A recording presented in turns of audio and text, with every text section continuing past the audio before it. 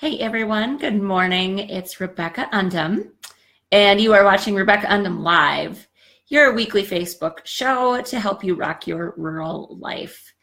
So good morning, everybody. I don't know what the weather is looking like where you're at, but I actually saw some snow on the ground today. That was the first time that I've seen it on the ground since the season kicked off, so it's kind of sad. Please, as you come and join, say good morning so I can see if the comments. Last week I did the whole broadcast with no comments showing for me. You guys could see your comments, but I couldn't see your comments. Made me a little sad, kind of freaked out, but they were there. And so I actually can see who is joining now. So it looks like Christy, Tracy, and Christy, two Christys, Christy squared. Good morning, ladies. If you could just say hey so I could see if my comments are working, that would be awesome. Good morning, Danny, and good morning, Tracy. That's awesome. That means you're with me and I can see you, which makes me feel so much better. Okay, so real quick, I'll tease what we're talking about today. So we're on part 4 of a 5-part series that I have just freaking loved. I feel like everybody has really appreciated this series because people, right? Like we have to live with them and work with them and live with them, sleep with them maybe. And sometimes people are hard. I just think being a human being is hard. And so we've been covering 5 different types of people. And I'm going to say this, I've said that we should avoid at all costs. The type we're talking about today, it's not that we should avoid them at all costs. We need to be aware of their potential influence on us. So today we're talking about yes people, like yes men, the people that only say yes to us. It's more damaging than you might think. Yeah, Christy squared, right? There's the both of you. It's awesome. Okay, so we're going to get to that in just a minute, but I always have to do my quick intro, and I've got notes everywhere in my coffee, and where did I put? Oh, here it is. Okay, I'm Rebecca Undum, author of the book, How Mommy Got Her Groove Back. It's a personal memoir about just losing my groove. I became a mom, completely lost myself, moved back to my hometown at the same time, completely lost myself, like off plan, 100%. So I'm the author of that book, founder of a group coaching program called Groove School. And I don't know, just you're like average next door neighbor kind of gal. That's who I am. And I'm all about people. I'm all about personal development, communication, leadership in the sense of the word that we all have to decide to be the leader of our own lives. Used to work in corporate development, and now I really like to just talk to average everyday people, not necessarily in very specific roles. So welcome. I'm happy to have you here. This has been such a fun addition to the business, and it's so much fun. And you guys are so great about commenting and asking questions or like chiming in and letting me know what you think. So love that. And I love today that I can see your comments. Every single week on Rebecca Undum Live, I give away a book. And I ship you a physical copy that I sign. And I always tell people, if you've got it already, that's great. If you win it, give it to somebody. And so every week I issue a little challenge, and those that follow along or decide to take action and actually do what we talk about, you get your name in the drawing to win a book. So last week's episode, we talked about passive aggressive people, which I think really struck a chord with a lot of you. I know it's a struggle. It's a very difficult type of personality. But the person who won from that call is Flo. Flo, I think it's Kallenbach. That's what I'm going to say, Flo. I hope that's correct. I will tag you in the comments, and all you got to do is PM me your address, and I will ship a book out to you. So congratulations to you. Let's get started. Should we get started? Okay, so we're talking about yes people. Another great kind of synonym for these people are suck-ups. Okay? Tracy, average next door neighbor. I don't know if I'd be an excellent next door neighbor or not, Tracy. You have to ask my actual neighbors. I'm not that interesting to them, I don't think. They don't know what I do in here, though. It's like a weird scientist, a mad scientist kind of thing. Okay, so we could call them suck-ups. So again, I want to just reiterate, like we've been talking about people that actually have a fairly negative influence on us, right? We've talked about victims, people that are victim thinking, blamers, passive aggressive people are the first 3 types that we covered. Today it's about yes people. Now I'm going to just say this again, it's not that you can never be around people that give you just constant unconditional love, because we all need that, right? We all need warmth and coziness. But if we're talking about the inner circle, and I think I've done this before where I've talked about like there's levels of friendship and there's levels of relationship in our lives. And the inside is that inner circle, those people that are the tried and true, the people we talk to, the people we turn to, the people that we keep literally nothing from. That's what we're evaluating in the context of yes people, because our inner circle should be a place where we also get challenged and we also get support to grow.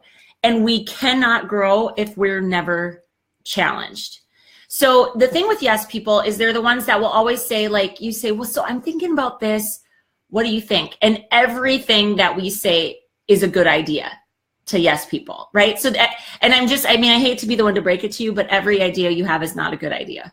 And neither are mine. And we should not act on every idea that we have necessarily, or, taking a course of action. Not every idea is a good idea. And so we need to be thinking about surrounding ourselves, at least having some people in that inner circle that will call us out on our shit. They'll call us out on it and they'll tell us the truth. And sometimes the truth hurts, right? But it's better to hear it and to know it and to understand that it's still coming from a place of love is better than just a bunch of bobble-headed people nodding their heads. And so one thing I'll say too, for those of you that work in more of a corporate environment and you have a team, especially if you have a leadership position of any sort in a company, thinking about what your meetings feel like and sound like. Are people discussing ideas, or literally it comes out of your mouth and everybody bobbleheads and says, yep, sounds good? You could have groupthink going on. There could be a number of things going on. One of the things, why does this happen, right? I thought it'd be helpful maybe to talk a little bit about how we find ourselves surrounded by yes people. Sometimes we really think about surrounding ourselves and people, I'm going to just say this is a weird thing because it's kind of a double-edged sword. So like, call me out on this, you guys. Like, you can call me on my own shit, right? Call me out on this if you're like, but how do we do that then? Like, challenge me on this too. But one of the things I see a lot in business especially is we use the phrase like-minded a lot. Like in terms of who we're going to hang out with. We say, well, I just love to surround myself with like-minded individuals. It's kind of it's almost like a marketing tagline, like surround yourself with like-minded individuals. Okay, so all I'm going to say to that is to really think about this. That what if we were to open our minds and think about surrounding ourselves with different minded people? Like, what does that potentially do? It potentially opens up our worldview to look at things from a different perspective.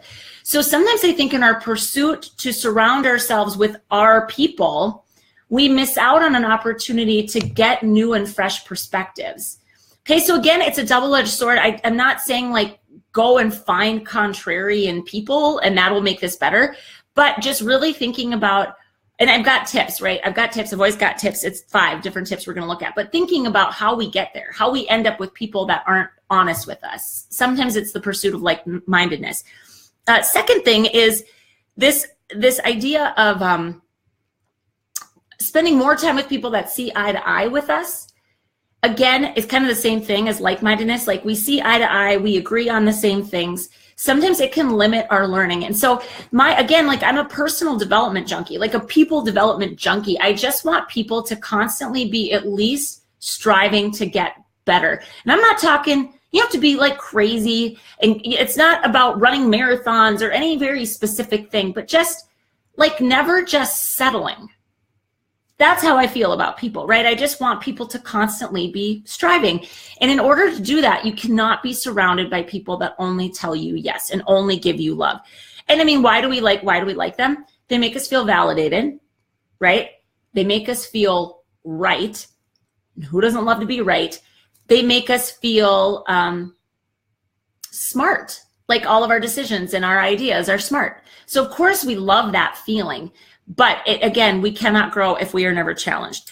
Okay, so we all need feedback, and we get better with feedback. So here's some things that we can do to see if you might yourself be surrounded by people that are only giving you the fluff, right? Telling you the good stuff. So first thing to do is to write down the names of the people that reside in your inner circle. Like, who are those people? really get clear about it and actually write them down. Okay? Again, the inner circle are the people that you keep very little from. Like, they know you, and you are you with them. Okay? They're the most trusted, closest relationships that you have, and there's usually only a handful of people in that inner circle. Write down their names. Then number 2 is to evaluate them for their honesty. And ask yourself, do I only have them in here because they agree with everything that I say? Now this again, so inner circle too, I will give this caveat. This could be a work inner circle too. Again, if you're, depending on what context you're evaluating this in, is like personally or professionally, thinking about that group of people that you turn to for advice, okay? Evaluate their honesty and ask yourself, are they only in here because they always agree with me? Like, why do I go to them all the time for help or for support and advice? Number 3, think of your interactions, the interactions you've had with them over the past 6 months. Who has anybody in that group given you tough feedback? Basically, has anybody said, no, I disagree with you? Or no, I disagree with that idea. Just the idea of being challenged. Have any of them challenged you in the past 6 months? Okay, number 4, and I don't know, maybe this isn't a problem that any of you have. I would love to hear, like, if you're like, yeah, this makes sense, or no, it doesn't.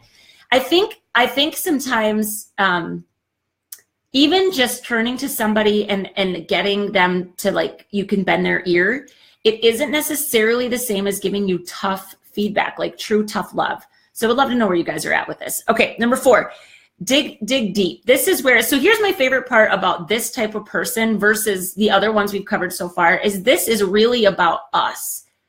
It isn't so much a fault of the other person. Where I think a blamer or a passive aggressive person, like, I'm not going to say they're flawed. We're all flawed, but it's, you know, it's like their behavior, and it's more about managing our response. And if they come to us for advice, we're trying to help them, right? In this situation, it's really evaluating the people we are choosing to surround ourselves with and saying, are we picking correctly for our own growth and development? If that makes sense. So it's a little bit different because the behavior isn't as overtly damaging as the other types that we've covered so far. And then next week too, that one's like, it's damaging. You've really got to think about their influence on you. But this is just more, not so much the influence, but the limit that it's potentially placing on you. So again, this is all about what we get to do, which is super cool, right? Because we're in control of it. So number 4, I said it's all about digging deep and asking ourselves, what have I contributed, or in what ways or how have I contributed to an environment where people don't want to tell me the truth? And I'm just going to tell you this, like I did a call or a Facebook Live show quite a while back about coachability. This is where that comes into play. Like, are you open to receiving critical input from people, constructive input from people? Do you get defensive? Do you get angry?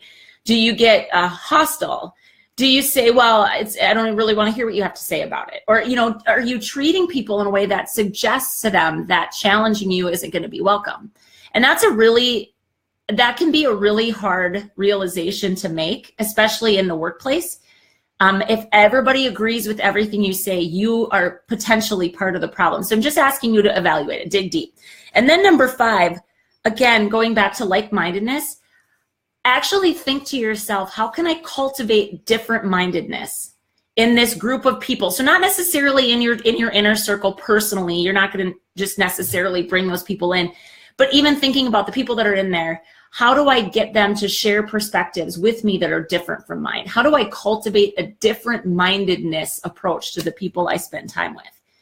Because again, if you all think the same, that's called groupthink. It's like a phenomenon that happens. Have you ever been in a meeting where, like, you know that people disagree, but nobody's saying anything? A lot of times the leaders or other people that seem to have influence in that group, they set the tone for that. And all I'm asking is today, be thinking about it for you. Are you potentially setting that tone for yourself and the people around you?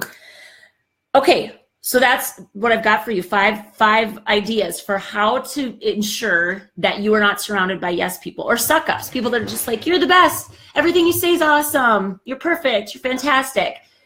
We need to be challenged if we want to get better and we want to grow. And I've said it. I say it all the time. People should have a coach. People should have somebody in their life that will give them that tough feedback. So again, to recap, it's writing down all the people that you seek advice from, whether personally or professionally. Number 2, evaluate them for their honesty and ask yourself, are they only in here in that, do I only come to them because they tend to agree with me? Number 3, think of your interactions over the past 6 months. Have any of them given you any critical piece of feedback? Anybody? Okay. Number 4, dig deep and ask yourself what you maybe are contributing to the environment that sets up the stage that people shouldn't challenge you because you're not open to it. And then number 5, open your mind up to different. Instead of thinking about like-minded people, ask yourself, how do I cultivate different? How do I gather new perspectives? How can I find people that think differently from me and ask them for their input? Okay, so I hope that's helpful. And even though this isn't, maybe it doesn't hit as hard as like blamers and victims. And again, I'm going to say for those of you that are parents, because I love to tie these back to parenting, teaching our kids how to accept constructive feedback and to be open to that, and also how to hold fast and strong to your own values while appreciating people that think differently from you. God, that's a gift. And that's where, again, I feel like right now we're at this weird divide in our country. It's just awful, where like people can't even entertain the idea that it's okay to think differently from them. And that is not healthy, right?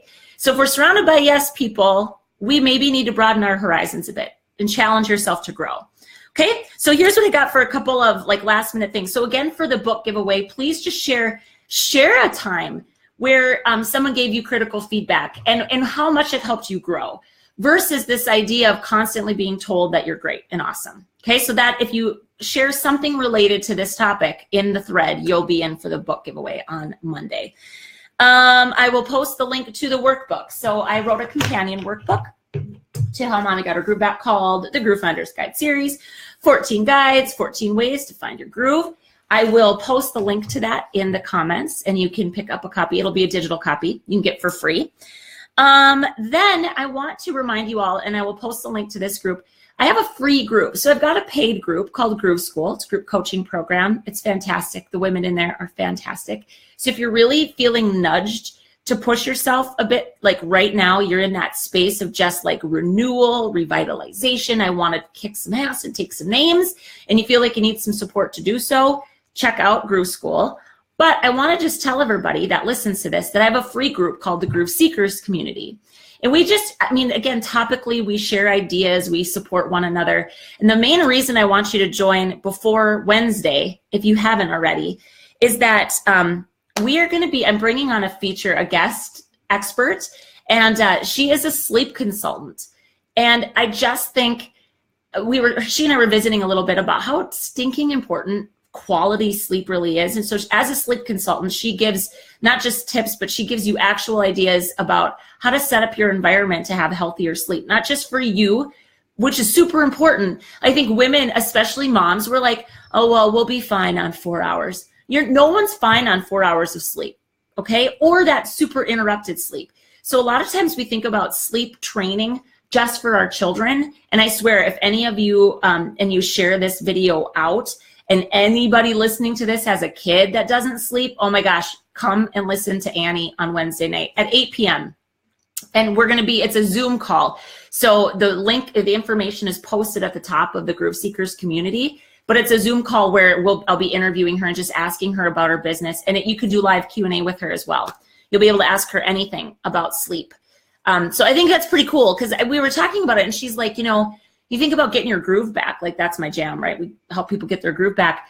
If people are tired, like just hardcore tired and are not prioritizing sleep, it's pretty hard to think about health, emotionally, physically. It's pretty hard to think about relationships. Like you're depleted before you even start. So highly recommend you come and hang with us on Wednesday night. It's free. It's not like you have to pay anything. All you gotta do is come and listen and ask Annie your questions.